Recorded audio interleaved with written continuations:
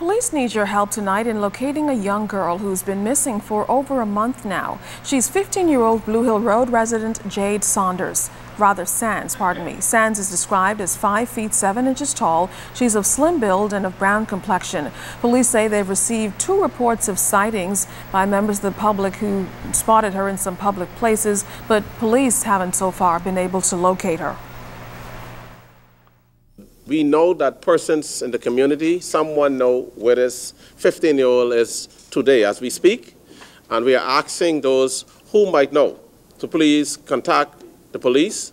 We are saying to any adult, particularly any adult male who might have this girl in their care, we are asking you to please contact the police.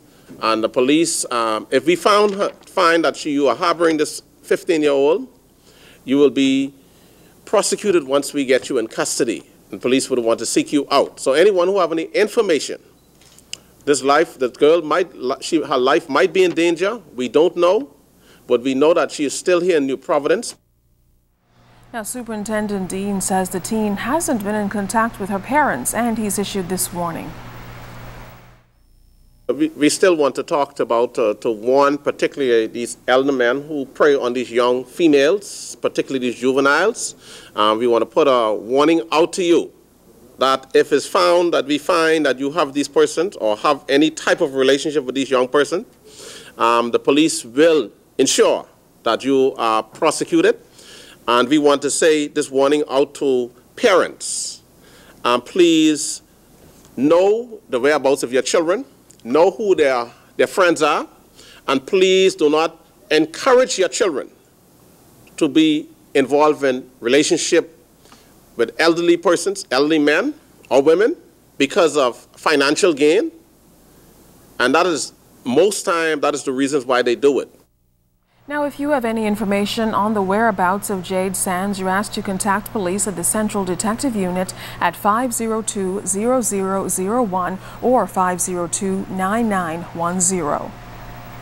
The Royal Bahamas Police Force Reserves is celebrating 40 years of service to the country. The Reserves was established back in 1965 with the first squad, including some 59 young men. However, the ranks of the Reserves has swelled over the years, and it's now 1,030 strong, with men and women from every sector of the community. Superintendent Stephen Dean lauded the Reserve officers for fulfilling their mandate of assisting the police in its duties throughout the country. Officers have been sacrificing their lives and commitment and time because they love their country, and we do value them. I tell you, they are very precious to us in the organization. Without the police reserves, I don't know if the Royal Bahamas Police Force would be the successful organization that it is today. And I think they have a timely topic of deepening the commitment, and they are showing that by going back into the community and giving back. Well, a number of activities will mark the anniversary celebrations. Here's Inspector Ken Sherman on that. We are planning to go into the communities. We are going to be working with the urban renewals in the various communities. So we are starting off this Saturday on the Sarah Ingram's Park, where we're going to be doing face painting. We're going to have the police band. The police band will be there. You have the police choir. We're going to be having hot dogs, hamburgers. All will be free to the elderly, catering mainly to the elderly and the young folks. So that's going to be at Sarah Ingram's Park on Saturday, starting at 2 p.m. Then on the 18th, that's Saturday the 11th. On the 18th, we will be at Centerville Primary School, Columbus Primary School, where we are going to have, again, another session. Now, the Police Reserves will also hold community outreaches, and they also have a Golden Oldies Night planned for September 1st. Bahamian gospel singing group Shabak continues to represent the Bahamas on the international gospel singing stage. They've just wrapped up the international portion of their 2012 summer tour, holding concerts in Jamaica and Los Angeles, California. The group has acted as gospel ambassadors for the Bahamas for years now. This year, members say the tour had a special appeal. We praise you. We praise you. Learned a lot about how to gel with each other more. the vibes between each section now has gotten better because we spent so much time during that 2-week time.